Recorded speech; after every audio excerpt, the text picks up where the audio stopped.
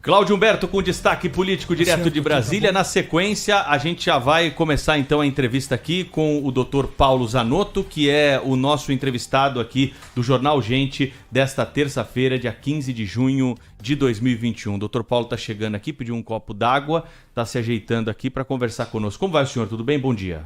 Tudo bem, bom dia para vocês. Muito obrigado pela atenção, poder conversar aí com vocês e com todo mundo que está ouvindo, né? Que está nesse frio aí. Exatamente. O senhor estava testando o microfone aí, tá, esse local que o senhor está ótimo para os ouvintes entenderem exatamente o que o senhor vai falar.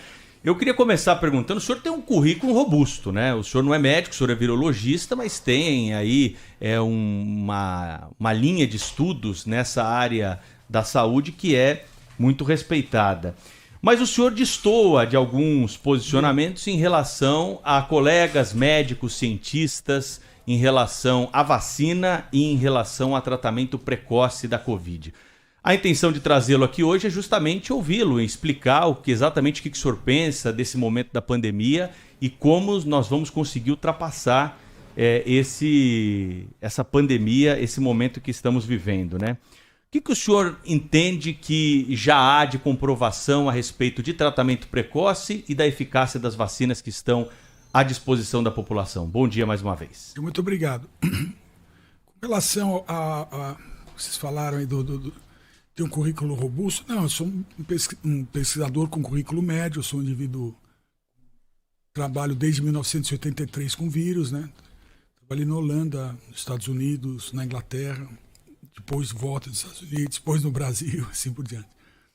E isso com relação ao currículo. Com relação ao que eu já trabalhei em termos de virologia, eu trabalhei bastante, primeiro na Embrapa, que é a instituição mais importante do Brasil, né? Tanto que o primeiro prêmio Nobel em Ciência do Brasil talvez vai sair da Embrapa, quem fundou a Embrapa e fez a Embrapa.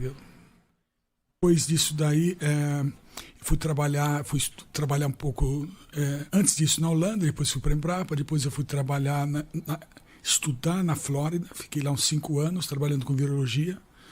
Depois disso eu fui trabalhar num grupo que estava nascendo, que era um dos mais importantes do mundo e acabou sendo em evolução viral, na Universidade de Oxford. Foi um prazer enorme trabalhar com os principais epidemiologistas, inclusive do século passado.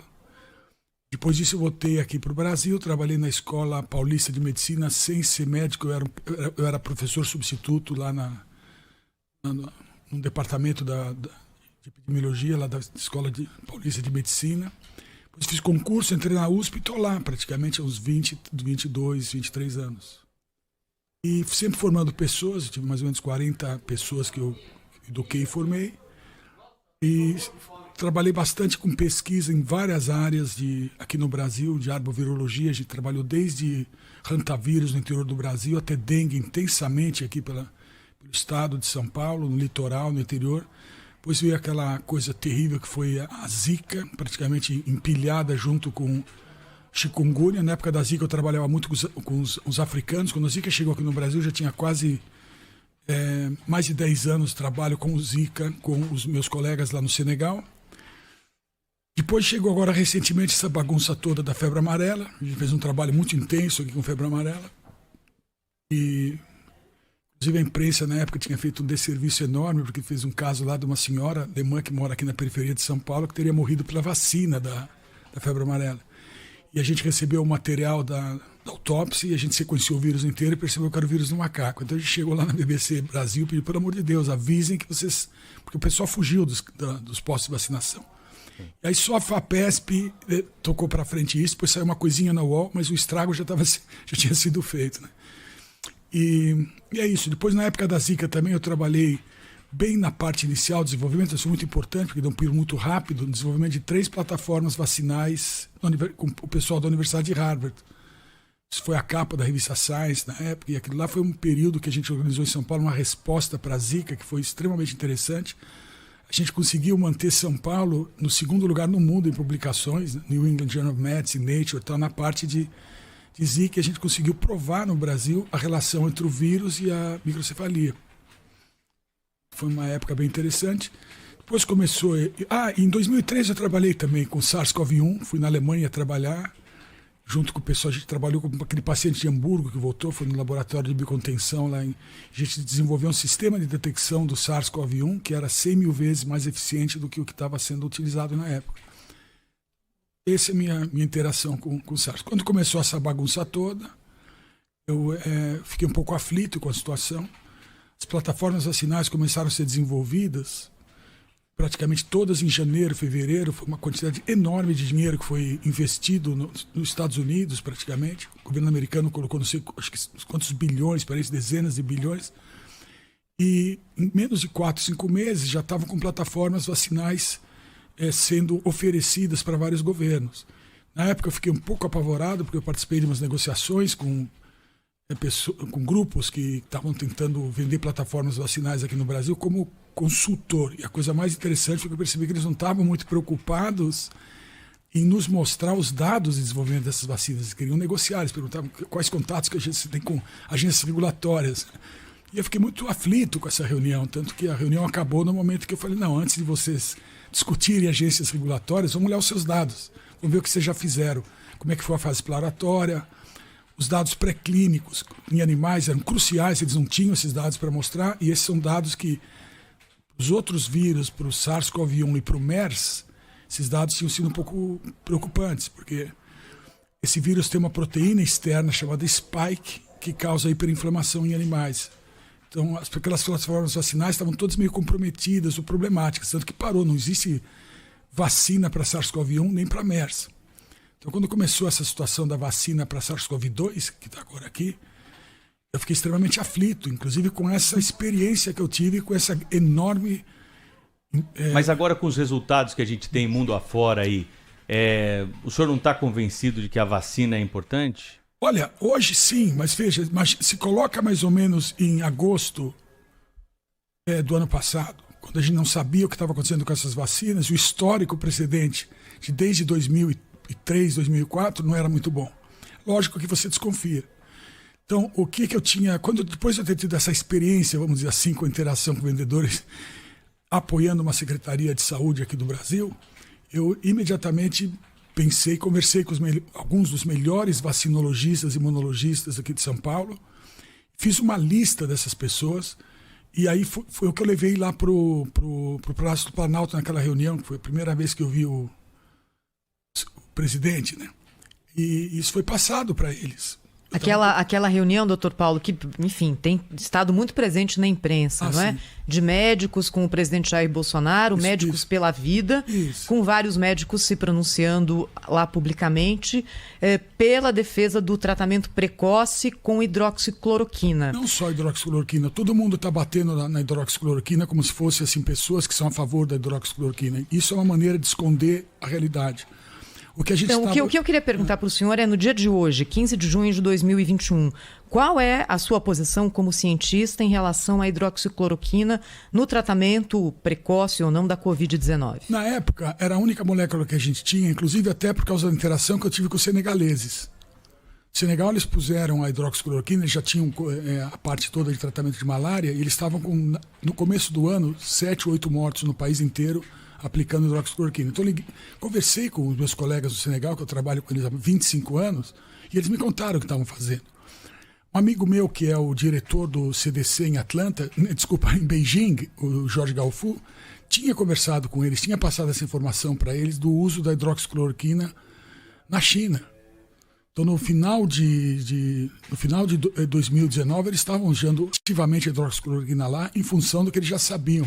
Porque desde 2003, desde a primeira SARS, a gente já sabia que a hidroxicloroquina tinha um efeito antiviral bem forte com relação ao coronavírus, como para vários outros vírus. Essa informação foi passada, inclusive, para o pessoal da Costa Rica, que fizeram um protocolo muito bom, e na França, um grupo lá no hospital em Marseille adotaram esse protocolo chinês e estavam tendo resultados muito razoáveis, em Nova York também. Então, no começo do ano passado, eu tinha sido procurado pelo consultor de ciência do presidente, Arthur Weintraub. Ele é uma pessoa... Ele tem um doutorado em Direito e depois ele fez um pós-doutorado em Neurociências. Então, é interessante porque quando ele me ligou, achei até estranho, ele sabia do que estava falando, vamos dizer assim, tinha lido papers, fez umas perguntas. E foi daí que a gente partiu, que eu tive em contato com o pessoal da Prevent Senior em São Paulo, e na época eles já tinham trabalhado com entre 400 e 600 pessoas e tinham olhado que o uso desse protocolo chinês, ele realmente causava uma redução em mortalidade de quase 40%, e o tempo de internação caía de 21 dias em média para 5. Então, quando eu vi esses resultados, eu falei, puxa, está comprovando o que eu tenho visto no Senegal, o que está acontecendo na China, o que está acontecendo na França. O senhor mantém esse entendimento ainda hoje, doutor Paulo Zanotto? Não, o tratamento, veja, a molécula não interessa. Tanto que hoje em dia, se você for olhar a proxalutamida, mesmo a ivermectina e outras moléculas, elas têm uma redução de risco muito maior que a hidroxicloroquina. Então, por exemplo, hoje, eu não sei se a gente usaria mais hidroxicloroquina, até pelo princípio de como ela é uma molécula que a função dela é inibir a resposta autoimune. Eu não acho uma boa ideia usar no contexto de vacinação, porque na época não tinha vacina. E hoje a gente tem. Então o problema da hidroxicloroquina no dia de hoje é que ela vai poder interferir na produção de anticorpos da pessoa vacinada. Então não é uma boa ideia usar mais. Mas na época a gente tem que colocar as coisas no contexto. Hoje a gente tem várias plataformas vacinais que já atingiram um ponto de aplicação, de utilização. Olha, o doutor Paulo Zanotto está aqui. Oi, Cláudio Humberto. Eu ia justamente te chamar e lhe apresentar para o doutor Paulo. O Cláudio Humberto, apresentador do Jornal Gente, está com a gente de Brasília, como todos os dias, Paulo, e também vai participar dessa entrevista que é transmitida também agora pela capa do portal UOL. Oi, Cláudio. Doutor Paulo Zanotto, muito bom dia, bem-vindo ao nosso programa. Eu queria saber o seguinte, no sábado nós entrevistamos aqui o líder do governo na Câmara, o deputado que foi inclusive ministro da Saúde, né? O mais longevo dos ministros de saúde das últimas 2 ou 3 décadas, e o deputado Ricardo Barros. Ele fez uma afirmação que é difícil de ouvir. Ele disse assim, ele muito desconfiado em relação a esse cavalo de batalha que se transformou a briga contra a hidroxicloroquina ou cloroquina.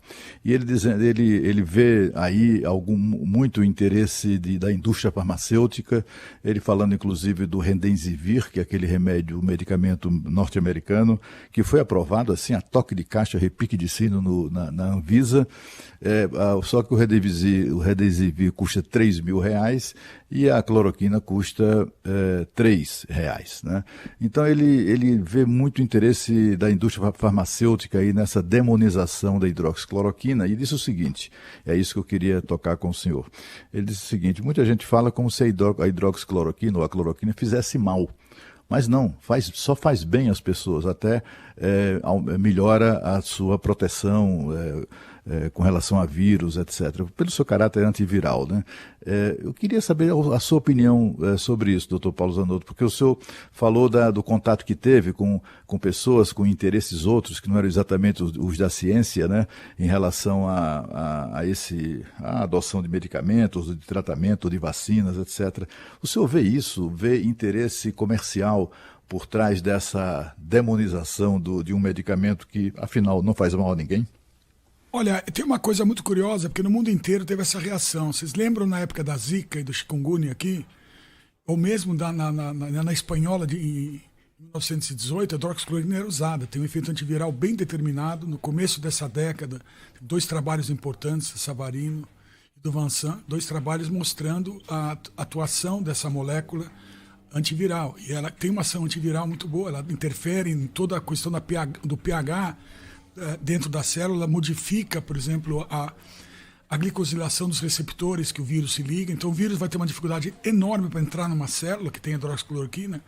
Ela também afeta o que a gente chama de biogênese ribossomal, então a célula vai reduzir a produção de proteínas em geral, isso que faz com que a célula, o paciente autoimune produza poucos anticorpos contra ele mesmo. Depois, na hora do vírus sair da célula, ele vai ter muita dificuldade, porque a gente precisa na rota secretória da célula que o vírus usa, você precisa também de uma redução de pH que a hidroxicloroquina afeta.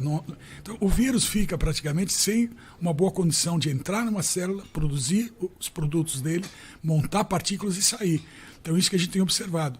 Mas, por exemplo, com relação ao Remdesivir, hoje em dia, no dia que a gente está falando, a gente já tem mais quase, não sei, uma quantidade enorme, são mais de 300 trabalhos.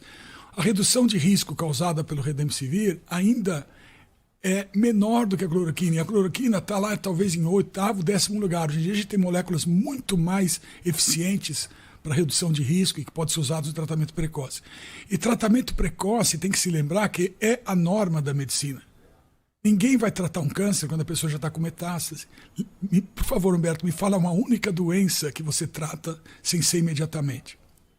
Ainda mais uma doença aguda como essa, que logo após a fase de replicação viral, que pode ser controlada por todas essas moléculas, você vai fazer uma hiperinflamação sistêmica terrível, e aí você vai morrer de vasculite, de lesão muscular, lesão de tecido nervoso. Não tem absolutamente nada a ver mais com o vírus no começo.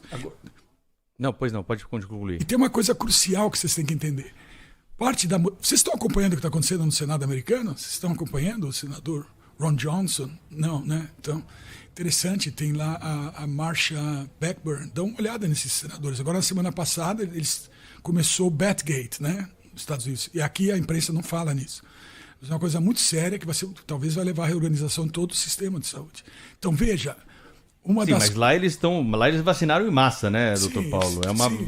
Aliás, o mundo que já conseguiu vacinar em massa hoje já vive um outro momento, né? Então, já dispensa do uso de máscara, né? Se a gente pegar exemplo do Reino Unido, Estados Unidos, Israel, nós temos aí uma outra vida já para essas pessoas, justamente por causa da vacina, não por conta do tratamento precoce, que foi abandonado pelo mundo todo e foi defendido pelo governo brasileiro. A OMS, o Centro de Controle de Doenças, todas as grandes entidades balizadoras que são consideradas bíblias aí, e o senhor citou alguma delas aí nas suas respostas quando falou do seu currículo, ninguém seguiu essa linha, todo mundo foi para a linha da vacina, desculpa, esse questionamento. Não, deixa eu te interromper, porque você está totalmente equivocado. Eu não estou indo contra as grandes instituições, eu estou falando para vocês o que está acontecendo na China, na Índia. Você viu o que está acontecendo na Índia? Você viu o que está acontecendo em Chiapas, no México? Agora? Está sabendo o que está acontecendo lá? Então, ouça o Senado americano. Por que os senadores americanos agora chegaram e falaram assim, o que está acontecendo em Chiapas é uma redução de 50% a 80% de mortalidade por causa da ivermectina? Sabia disso? E o senador... Tem alguma grande revista científica que publicou a história da Prevent Senior? Sim, o Esper publicou alguma coisa. Veja, não precisa da Prevent Senior. Olha o que está acontecendo no Henry Ford Health System, em Detroit, com 4.000 pessoas. Olha o que aconteceu em Marseille. Olha os trabalhos recentes sobre ivermectina, com dezenas de milhares de pessoas. Olha o nível de evidência que a gente tem hoje em dia para várias dessas moléculas. Proxalutamida, por exemplo, reduziu 92% o risco de agravamento. Talvez seja molécula hoje em dia, mas então vocês são todos fixados no negócio da hidroxicloroquina. Por exemplo, você que está bem informado, o que aconteceu em Cuba agora em março desse ano? O que foi publicado em Cuba? Hein? Você sabe? Então você devia saber antes de falar o que você está falando. Porque lá foi publicado exatamente o protocolo, eles estão usando a hidroxicloroquina em Cuba, na China, na Índia, em vários países africanos, desde o começo do ano. Então é bom você estar informado. Vocês estão repetindo sempre a mesma ladainha, sem estudar. Nós estamos perguntando, nós não somos, o senhor é que é o especialista aqui, nós estamos perguntando para o senhor. Você afirmou de maneira muito assim positiva o que você está falando, que é das agências que estão fazendo. O que eu estou perguntando para o senhor por que essas agências, por que o mundo todo, se fosse bom, por que o mundo todo e essas agências todas não usam? Você acha que a Índia e a China, tendo quase 3 bilhões de pessoas usando isso aí não é o mundo todo? É um grande componente. Certo? Por que a mortalidade por milhão em vários desses países que estão não usando isso é tão mais elevada, quase 4 vezes em relação aos países que estão usando? Como é que você explica isso? Veja, é muito interessante a gente ter a situação atual, onde alguns países usam e outros não, porque se você compara os dados de mortalidade por milhão nesses países, aí não tem jeito. Então eu recomendo você olhar isso e começar a publicar os gráficos de Chiapas, da Eslováquia, Uttar Pradesh na Índia, Chiapas no México, tá? Eu gostaria que vocês colocassem isso para o povo ver. Vocês não estão fazendo isso. Doutor Paulo, inclusive por isso que a gente trouxe o senhor aqui como entrevistado no nosso estúdio, porque a Rádio Bandeirantes dá espaço a todas as tendências, a todas as pessoas que são estudiosas, independente do que defendam. E é por isso que o senhor está aqui conosco. Então, deixa eu lhe perguntar uma coisa. Por favor. O senhor, como virologista, teria feito o que de diferente no manejo da Covid-19 no Brasil?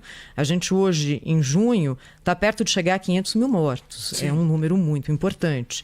Aonde a gente errou e o que o senhor teria feito de diferente para que a gente não chegasse a essa situação a qual chegamos? Faria alguma coisa muito parecida com o que os senadores americanos estão falando no Capitólio essa semana passada. eles viram redução de mortalidade de 50% a 80% por o que vocês estão demonizando como tratamento precoce. Eles fizeram a conta de quantas pessoas teriam morrido nos Estados Unidos se esse tratamento não tivesse sido demonizado. Tá? E isso seria, na época... E o que seria o tratamento precoce, doutor Paulo? Tratamento precoce é o que se faz com qualquer doença, é tratar a pessoa no começo da manifestação dos sintomas.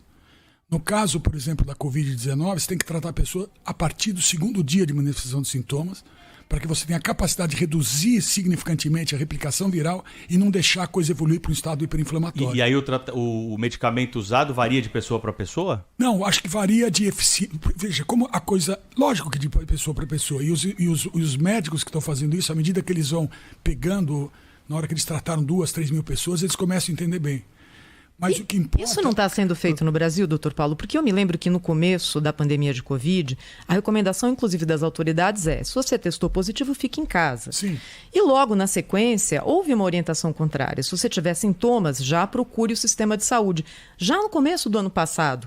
Isso não é o tratamento precoce? A pessoa que tem sintomas procurar o sistema de saúde e receber dos médicos o tratamento, a orientação que cada um considera adequado? Sim, deixa eu te explicar uma coisa. No começo, a recomendação é que a pessoa, quando tivesse sintoma, ia no posto, davam dipirona e Tamiflu. 2 moléculas, uma vai mexer com a questão de...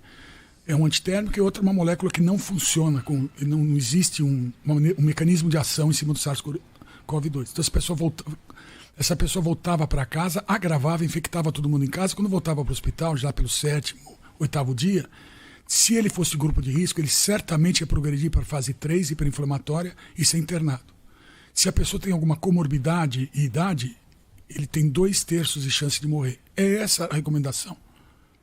Doutor Paulo... A mesma recomendação era dada, inclusive, em vários países do mundo, que é muito estranho, porque foi a primeira vez na história que uma doença foi tratada só em fase de hospitalização. Isso é uma coisa bizarra e a história vai explicar isso.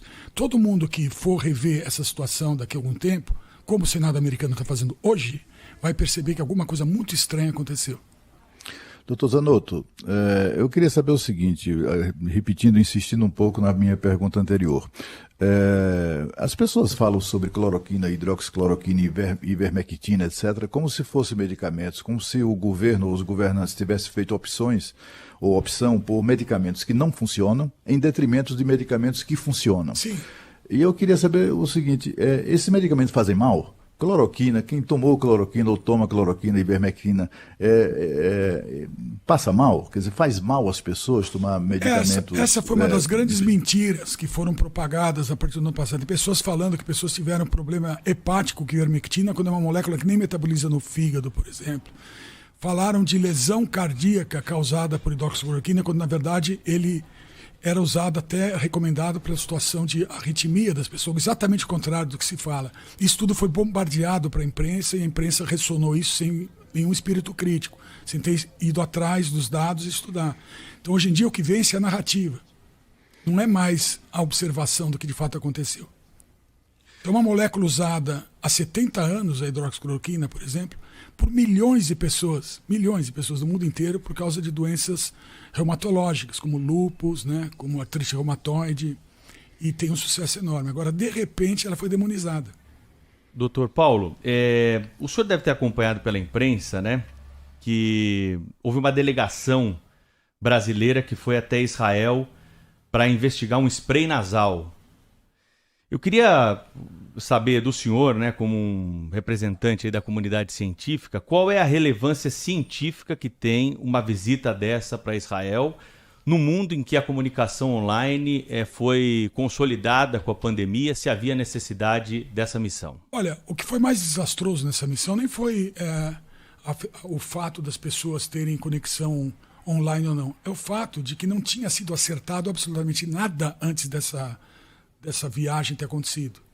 Acho que o ideal seria exatamente o que eu estou pedindo aqui. Se isso tivesse sido feito pelos melhores especialistas do Brasil em vacinologia, imunologia, certamente isso daí ia ter acontecido de uma outra maneira. Por quê?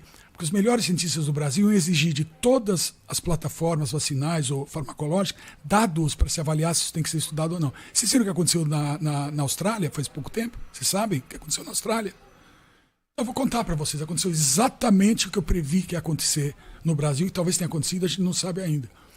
Na Austrália, um Freedom of Information Request de médicos, né, do Shadow Board australiano, conseguiu os dados de compra de vacinas da agência regulatória da Austrália, e perceberam que vacinas foram compradas sem que os dados das vacinas tivessem sido dados para elas. Vocês perceberam que onde eu estou tentando chegar? O que eu estava tentando proteger no momento que eu falei para o governo, pegue os melhores do Brasil para ver isso? Coisas como aconteceram na Austrália, e que provavelmente vão começar a surface, vão começar a emergir em vários lugares do mundo. Houve aí uma festa, uma lambança. E você vê, a indústria farmacêutica que o Humberto está falando, ela estava agora invadindo um espaço de mercado de bilhões e bilhões de dólares. Veja, no momento que você se contrapõe a isso, olha o que acontece com alguém. Olha para mim e você vai entender. Que tal vocês começarem a pensar? Dr. Paulo Zanotto está conversando conosco hoje aqui ao vivo no estúdio do Jornal da Bandeirantes. Gente, falando, né, sobre tratamento precoce, vacina e medidas que foram tomadas aí aqui no Brasil para o combate à pandemia do coronavírus. Tem um áudio do senhor, né, numa conversa aí que foi divulgado recentemente. A gente separou um trechinho aqui para colocar para os nossos ouvintes, para o senhor ter a oportunidade de explicar exatamente o contexto e também o que o senhor quis dizer com essas palavras aqui, ó. Vamos supor que a vacina do Shindori aí tenha tido algum bom resultado em fase 1. Você vai para a fase 2, na fase 2 você está aumentando o grupo de pessoas. É impossível, de janeiro até agora, a gente ter dados razoáveis de fase 2 para qualquer das vacinas que estão sendo desenvolvidas. Então aqui eu queria lembrar pessoas que estão dizendo que são anti-vaxxers, as pessoas que criticam essa proposta de vacinação, que as pessoas são ignorantes, estúpidas, burras, não querem ler e são levadas no bico por um bando de idiotas. O não uso, a não indicação de uma vacina nesse momento não é ser anti-vaxxer, né? É ser prudente. Agora, vocês vejam que o mesmo pessoal que está indo que está indo totalmente a favor da aplicação de vacina agora, são aqueles mesmos que querem evidência tipo A para o uso da hidroxicloroquina. Quer dizer, que canalice é essa? Te garanto que existe muito mais evidência que o tratamento precoce funciona. O senhor mandou essa mensagem num grupo, ele foi divulgado aí pelo site Metrópole, se eu não me engano, e aí nós pegamos esse trecho aqui da conversa para questionar o senhor, se o senhor mantém esse posicionamento, ou se teve alguma mudança de lá para cá. Veja, vocês não, como o Metrópolis fez, vocês também fizeram aqui, vocês não deixaram o argumento até o fim né? Por favor. Então, basicamente o que estava acontecendo era o seguinte, você imagina, essa foi uma conversa que foi datada em agosto do ano passado. Isso. Em agosto do ano passado, a gente tinha a seguinte situação, os dados pré-clínicos de vacinas e face do que já tinha acontecido com MERS e SARS-CoV-1 não estavam disponibilizados. Governos no mundo inteiro estavam fazendo negociações com as grandes empresas que estavam vendendo vacinas. Certo? Na época, o que existia eram os dados dos trabalhos em Marseille, Nova York, Detroit, tá? Principalmente, e os estudos observacionais feitos no começo do ano na China, que mostravam que existia uma redução de risco com o uso de cloroquina. Eu não tinha visto nenhum dado desse sobre vacina. A gente sabia que ela estava em desenvolvimento. Se você tivesse estendido um pouco esse áudio, você ia perceber que eu falo, enquanto não tivermos isso, o que nós temos no momento é terapia. Certo? Que é hoje o que o Senado americano está falando. Então, o senhor, hoje, com o resultado que o senhor vê das pesquisas, o senhor acredita que elas são eficazes e seguras? É isso? Não, que se as vacinas são eficazes e seguras, isso vai depender muito da plataforma vacinal. Então, por exemplo, se você quer falar em eficácia e segurança de vacina, eu seguiria a linha do Jorge Galfu em Beijing. Desde 2017 ele está trabalhando com vacina para SARS, né, baseado só no Receptor Binding Domain, o RBD, o Loop2 na ponta da spike. Por quê? Os elementos debaixo da proteína, no motivo S1 e S2, eles têm pedaços que causam reação cruzada com epítopos em células humanas. Então a reação adversa é causada pela hiperinflamação causada pela spike. Aqui na USP a gente estava produzindo spike para gerar imunógenos para fazer um teste de ELISA. Então você jogava spike purificada sem o vírus em animais uma vez, tudo bem. Espera aí, doutor Paulo, tá muito difícil essa conversa aí pra gente entender. Tem que ser difícil. Eu preciso entender se o senhor acha a vacina eficaz e segura hoje, essas vacinas estão à disposição. Não, eu vou acabar do que eu estou falando, porque isso é importante. É bom que o povo ouça tudo. E aí a gente percebia que no terceira injeção em animal ele começava a sangrar que nem uma pessoa infectada. Tá? Então, a spike é hiperinflamatória. Então, qual que é a vacina segura? Aquela que não vai usar a spike inteira, que vai usar só o receptor binding domain, a ponta dela. E dessas que estão à disposição no Brasil, alguma delas utiliza? Sim, a Pfizer está usando o trímero de RBD, por exemplo. A solução que o chinês... A CanSino do Canadá está fazendo também uma vacina igual a essa. E a CanSino e a que o Jorge Calil está desenvolvendo no Brasil são as mais avançadas vacinas hoje em dia, porque elas vão ter, por exemplo, o delivery mucosal, você põe na boca, uma gotinha. E o que acontece? Você vai produzir um anticorpo que essas outras vacinas não induzem, que é o IgA, que ele é produzido na mucosa das pessoas e ele consegue impedir a infecção do tecido respiratório, que é onde começa a infecção. Então, por exemplo, essa vacina que o Jorge Calil está desenvolvendo e a vacina que a CanSino está desenvolvendo, as inalatórias, vão ser a grande solução vacinal. Agora, doutor Paulo, né, nesse momento em que há uma impossibilidade por déficit de produção de que essa vacina que o senhor indica seja aplicada em larga escala no mundo inteiro e também no Brasil, a Pfizer hoje aqui representa uma fatia muito pequena da vacinação. Qual é a posição do senhor em relação às outras vacinas que também são aplicadas? O senhor se vacinou? Não, eu estava desde o começo do ano, eu estava trabalhando a ideia de ir para o Canadá, junto com um grupo canadense, que a gente está trabalhando junto em vários projetos. Um deles é estabelecer sistema de filtração de água para comunidades ribeirinhas no First Nation canadense aqui na parte norte do Brasil. A gente teve vários encontros com o pessoal do Ministério de Saúde, já desde o começo do ano, com o Ministério de Ciência e Tecnologia, para que o sistema de Agile Learning que está desenvolvido no Canadá fosse transferido aqui para o Senai e para o Ministério de Ciência e Tecnologia. Então, eu, como estava com essa coisa em andamento para ir para o Canadá, eu, na verdade, não quis me vacinar, porque eu não sabia quais as vacinas que eu iria tomar no Brasil iriam, de fato, ser consideradas válidas, entre aspas, pelo sistema canadense. E agora eu já sei que, por exemplo, a vacina que é usada aqui, baseada na Sinovac, né, na empresa chinesa, ela não é homologada no Canadá. Então eu iria tomar, por exemplo, 2 doses de um imunógeno. É a Coronavac, né?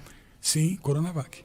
Então eu estava esperando chegar vacinas um pouco mais inteligentes, essas baseadas, por exemplo, só na ponta da Spike no RBD. Que segundo o senhor, aqui no Brasil, da Coronavac, Oxford, Pfizer e a da Janssen, que deve chegar aí na semana que vem, a única é a da Pfizer que tem essa característica. Isso é uma escolha minha. Imagina, eu não posso chegar e tentar colocar isso para a população de uma maneira geral, porque isso é irresponsável. Então vão dizer que eu estou receitando coisas. Eu estou falando tecnicamente, eu acho que é uma vacina muito interessante, mas ela ainda não é tão boa como se ela tivesse sido colocada na minha boca, uma gota, porque aí eu vou produzir o tal do IgA, ele é importantíssimo. As vacinas que existem hoje em dia, todas elas não visam parar a transmissão, elas visam o não agravamento. O desfecho que elas protegem é a pessoa ser infectada e não agravar. Na verdade, o boost vacinal dessas vacinas todas que estão olhando agora, ou seja, o reforço, vai ser a infecção natural pelo vírus. Por incrível que pareça, porque a pessoa produz o IgA. E o IgA é crucial, é o que, por exemplo, que segura a poliomielite. Como é que você vacinou, por exemplo? Você não, que você é muito jovem. Mas meus filhos foram vacinados como... Mas, por exemplo, eu tive Covid. Tá. É melhor do que ter tomado a vacina? A produção dos anticorpos gerados no meu corpo é melhor do que tomar uma vacina? Não, se você tivesse tomado a vacina, você ia ter a garantia de não morrer.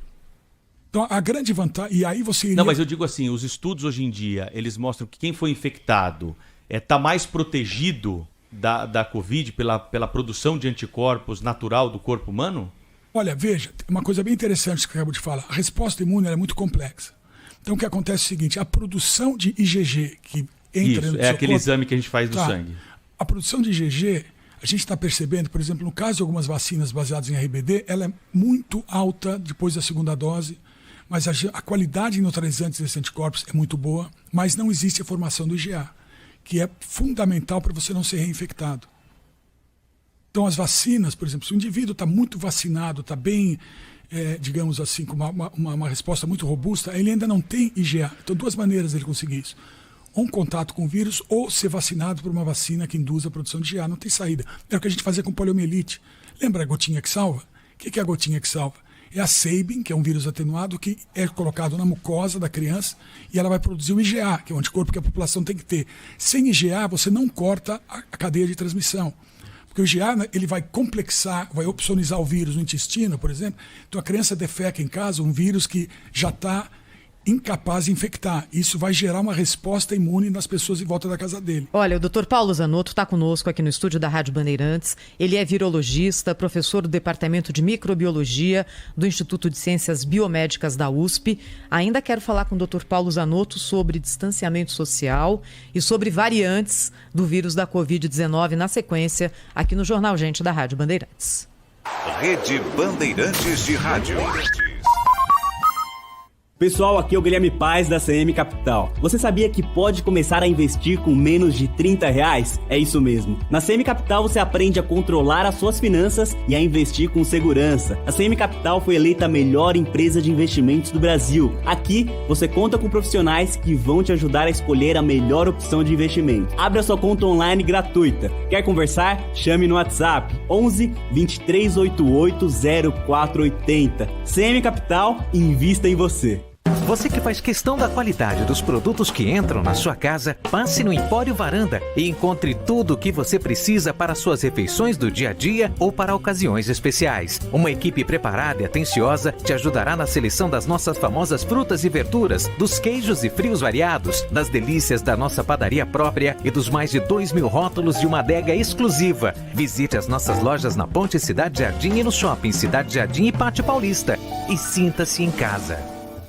As oficinas Caltabiano Maquilarte possuem a estrutura completa, serviços de revisões e manutenções, box de serviços rápidos, funilaria e muito mais. Siga o Grupo Caltabiano nas mídias sociais e saiba mais. No trânsito, sua responsabilidade salva vidas. Trânsito.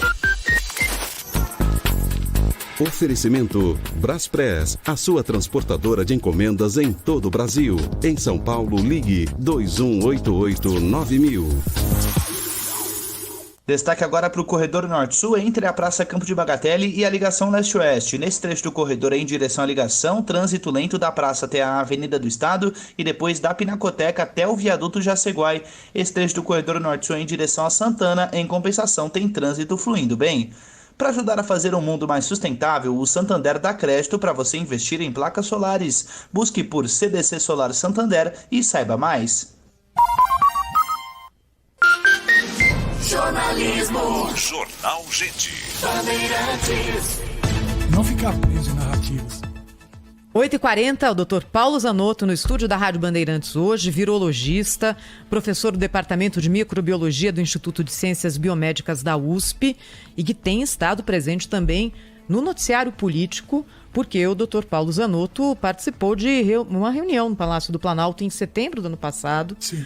Com aquele movimento Médicos pela Vida, e é isso é algo que tem estado muito presente agora, porque são médicos que se manifestam por linhas que não são as linhas seguidas pela tendência majoritária hoje da comunidade científica. Aqui na Rádio Bandeirantes nós abrimos espaço para que os nossos ouvintes conheçam também outras tendências e cabe a nós, jornalistas, questionar todo mundo que passa por aqui. Doutor Paulo, eu queria perguntar para o senhor sobre distanciamento social. Qual é a sua posição como pesquisador, como virologista, sobre distanciamento social versus Covid-19? O que o senhor acha disso? Olha, a minha posição está deixada bem clara numa conferência que eu dei no Estudos Avançados da USP. É só vocês visitarem. E ela foi exatamente na época que o governador de São Paulo estava todo mundo fazendo festa no Carnaval. Né? Ele deixou aqui a coisa correr solta. Exatamente na hora que a gente tinha que ter interferido. Vocês vão ver lá, minha posição era bem clara. Mas para quem não leu, qual é a sua posição, professor? Vocês vão no site do Instituto de Estudos Avançados e procurem, por favor, né? O povo tem que começar a ir atrás, porque a vida deles está em jogo. Mas para quem está ouvindo a gente agora? Bom, então eu vou falar. Ótimo, obrigado por me darem a chance. O distanciamento social é uma técnica de intervenção não farmacológica que é essencial para você reduzir a quantidade de pessoas precisando de hospital ao mesmo tempo.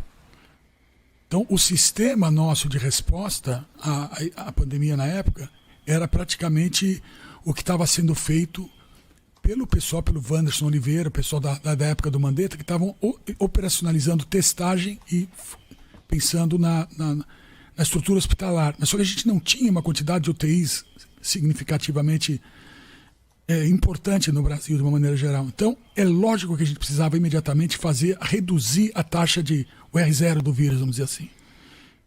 Então, com isso, a gente conseguiria fazer com que aquela quantidade de pessoas que estavam sendo infectadas sem nenhum tipo de mecanismo de mitigação não fossem saturar o sistema hospitalar correndo. Então você tinha que realmente afastar todas as pessoas para minimizar a probabilidade de contágio.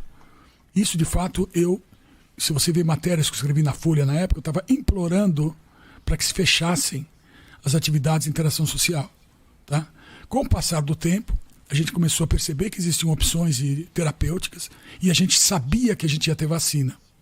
Mas isso, digamos assim, na ordem de uma coisa a gente saber em março e a outra vacina a gente ter mais ou menos certeza a partir de outubro do ano passado, em função dos dados que começaram a sair de plataformas vacinais sendo testadas. Então, nesse interregnum entre o começo do ano e o final do ano passado, a gente tinha a opção clara de ter essa questão do distanciamento social como uma das ferramentas mais importantes de mitigação.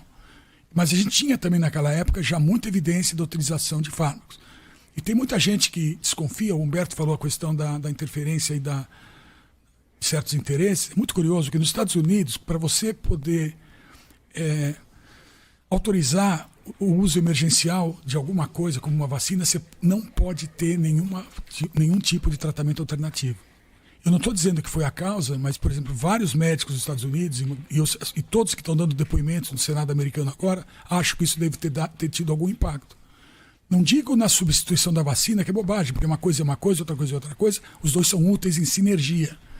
Mas a demonização que foi visto de tratamento precoce no mundo inteiro é uma coisa muito que vai ter que ser explicada pela história, né? Vai ter que ser explicada pela história, e o pior é que não é só a demonização do fármaco. Você estava falando do grupo que foi para Brasília, a maior parte daqueles médicos estavam perseguindo, perdendo emprego, sendo processados. Eu participei de uma quantidade enorme de audiências públicas, movidas pelo Ministério Público Federal, no sentido de fazer com que municípios, estados e tal começassem a dar a opção para o médico de tratar da maneira que eles quisessem. Uma das propostas feitas naquela reunião, lá no Planalto, e que inclusive existe até uma publicação no site do Ministério, era o dia D da Covid, que ia ser no dia 3 de outubro, onde o governo iria liberar nas farmácias populares todas as moléculas usadas para tratamento imediato. No dia 2 de outubro, o governo mesmo, o Ministério da Saúde falou, não vamos fazer isso, somos contra isso. Né?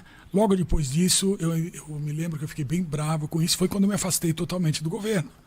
Eu percebi que todas as minhas recomendações não tinham sido ouvidas, eles não fizeram um sistema de avaliação de altíssima qualidade para defender o povo brasileiro no sentido da gente saber quais eram as melhores plataformas vacinais. Governos estaduais estavam negociando plataformas, não utilizando os melhores cientistas brasileiros. E nessa reunião que eu tive com esse fornecedor de vacina, ficou claro que eles não estavam interessados. Sabe quando a reunião acabou? No momento que eu virei para eles e falei, cadê os dados de vocês? Aí a reunião acabou. E logo depois, algumas das pessoas envolvidas foram presas.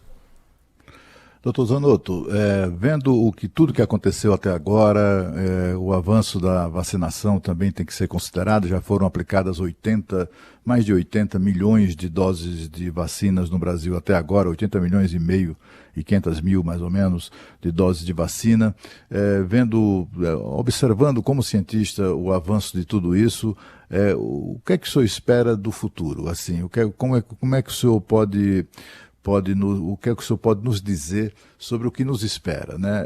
É o fim da pandemia, nós podemos considerar isso página virada, uma triste página virada daqui a quanto tempo, ou não, ou teremos que conviver com isso, ou novas variantes vão surgindo, vão se multiplicando e vão desafiando o tempo todo a própria raça humana. Enfim, como o senhor vê o nosso futuro imediato diante dessa pandemia? Olha, é legal o que você estava falando agora, Humberto, porque casa muito bem com uma pergunta que a Thaís tinha feito aqui antes e que eu não tive tempo de responder, que é exatamente essa visão. Isso aí entra na minha área de trabalho diretamente, questão da variação viral. Um aspecto muito importante é que tipo de imunidade que as pessoas desenvolvem, né? E qual o impacto disso na variação viral. Por exemplo, se a pessoa produz anticorpos que não conseguem parar o vírus, esses anticorpos, na verdade, vão estar induzindo variação. Os vírus escapam da resposta imune. Então, esses variantes que a gente está olhando é muito curioso, porque eles evoluem de uma maneira muito convergente. Vários variantes estão emergindo no mundo inteiro que têm os mesmos aminoácidos nos mesmos locais, que fazem com que os anticorpos sendo gerados por pessoas não funcionem muito bem. Então essa é a grande dúvida que a gente tem. Porque esse surgimento de variantes, a grande pergunta hoje em dia é como que isso aí vai ser neutralizado pelas vacinas que já existem. Então, ainda a gente tem bastante dado mostrando que para os dois lados. Tem dados mostrando que, por exemplo, o variante na África do Sul está escapando de algumas vacinas. Na Índia, a Covaxin, que é aquela vacina da Bharat, essa vacina não está conseguindo neutralizar os vírus que estão circulando, aquele double mutant, né, que está circulando na Índia. Isso é um problema enorme, tanto que eles mudaram até de plataforma vacinal. Então, você vê, a questão da agilidade da resposta vai depender da qualidade da resposta populacional. E essa é a grande dúvida, e a gente tem que, então, pensar seriamente, novamente, em tratamento, porque é uma maneira da gente diminuir a susceptibilidade à replicação viral, e isso vai apoiar as vacinas. Dr. Paulo Zanotto, como é que o senhor viu a atuação da Anvisa durante essa pandemia da Covid-19 aqui no Brasil, liberando vacinas, proibindo outras como a Sputnik e tomando algumas decisões aí diretamente relacionadas à vida de todos nós? Qual a avaliação que o senhor faz do papel da Anvisa? A única avaliação que eu faço é que minha sugestão para a presidência, que não foi acatada, iria ter feito com que a qualidade de todas essas decisões tivesse sido muito melhor avaliada se a gente tivesse os melhores cientistas do Brasil envolvidos nesse processo. Isso não foi acatado. Então, o tal do gabinete, o Shadow Cabinet que eu estava propondo, que Shadow nada mais é do que espelho, vocês devem ter aqui no parlance de vocês Shadow Crew. Vocês não têm Shadow Crew aqui? Vocês não têm esse termo? Nos Estados Unidos tem. Que é o grupo de substituição. Então, você tem uma equipe trabalhando, fazendo isso. Se precisa de alguém, tem uma pessoa que substitui. Isso se chama um Shadow, que espelha, né? Como a gente tem muita dificuldade para entender coisas, né? Isso foi construído como algo das sombras e das trevas, quando na verdade é uma coisa utilizada nos sistemas de linguagem. Por exemplo, todos os meus colegas que falam língua inglesa estão dando gargalhada do que está acontecendo aqui. Monty Python não iria ter feito uma coisa melhor do que essa. Dr. Paulo, deixa eu lhe perguntar uma coisa ainda em relação a isso. É normal que presidentes ouçam pessoas que eles queiram ouvir. O senhor, como participou dessa reunião no Palácio do Planalto, tem conhecimento se o presidente Jair Bolsonaro ouve várias tendências ou se ele ouve apenas cientistas que reforçam entendimentos que ele, como pessoa física, já tem? Como é que está funcionando isso? Olha, sabe qual é a função de um técnico? Eu vou te dar uma resposta em duas pernas. A função de um técnico é avisar um gestor as consequências disso ou daquilo, tá? O gestor vai tomar decisão. A proposta para o governo era montar esse grupo dos melhores cientistas do Brasil. Eles não fizeram. Acho que isso explica muito. Então, no meu caso, nada do que eu propus foi ouvido ou levado a sério. Eu não posso ir além disso, porque eu não sei quais são as motivações, as ideias, etc. e tal. Mas eu certamente, depois disso, eu me afastei, porque eu senti uma forte, digamos assim,